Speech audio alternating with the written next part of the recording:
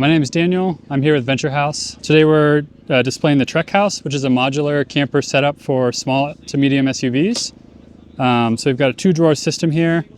The drawer here has storage on the inside. You can see different compartments. You can organize it kind of however you'd like.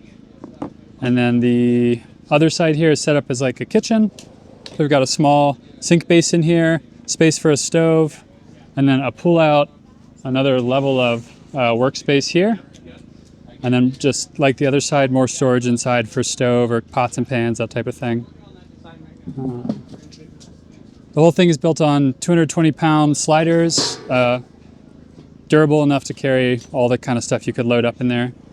And the drawers lock in and out as well.